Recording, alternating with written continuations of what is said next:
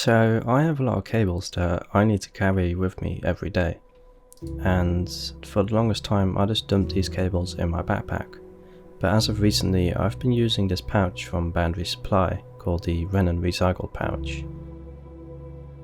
So welcome to the FlatLander YouTube channel, my name is Justin. Boundary Supply reached out to me a couple of weeks ago and asked if I would be interested in reviewing their new Rennen Recycled series. I of course said yes, as I've always liked Boundary Supply products. The reviews for the Rennen Day Pack and the Rennen Recycled Sling will be linked down below, so definitely check them out if you're interested. For the past 4 weeks or so I've been using all the Rennen Recycled series bags, and by far the most used product of that lineup is this pouch. Now, Boundary doesn't specifically call it a tech pouch, and I suppose you could use it as a toiletry bag, but I personally prefer it for keeping my hard drives and cables safe. Not that cables need to be kept safe, but yeah. Anyway, it's made from the same durable recycled materials as the rest of the lineup, and it ships in 3 different colours. I received this sandy yellow colour, presumably because this matches the interior of my obsidian black day pack, which I think is a very cool little detail to think about. And if you do decide to buy one of these, definitely buy it in the same colour as the interior of your main bag, just as it looks really nice. Anyway, let's go into a little more detail. It's held shut with a Stormguard YKK zipper to keep the gear inside dry. I've tested this under the shower and it takes about 5 minutes to leak through, so keep that in mind. But I seriously doubt you'll go for a stroll with this in a hurricane or something. On each side of the zipper there's a loop, presumably so you can attach some sort of strap, so you can then carry it as a shoulder bag, or you could attach a carabiner onto it. This might be handy if you use it as a toiletry bag so you can hang it up and stuff. Once you've opened the bag you'll find some organisational options like elastic pen holders and a pocket held shut with a piece of velcro.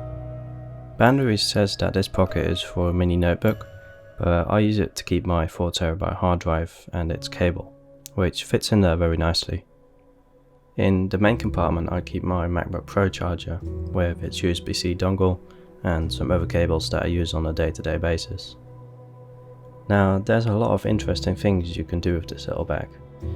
One of the things that I've tested was making a very fast 1-cable edit pack, which basically gives you access to all your files and charges the laptop at the same time. I did this by incorporating my car jump starter and connecting it to my USB-C dongle. I then also connected my 4TB hard drive to the dongle, and now you have a pouch that you can grab out of your bag, plug one cable into your laptop, and it's now being charged and you have access to all your files.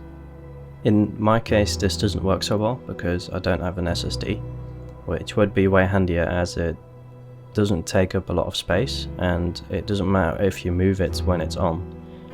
What I mean by this is because the power supply is connected to the hard drive is constantly on, and these mechanical disks don't like to be moved when they're spinning. It might result in a loss of data.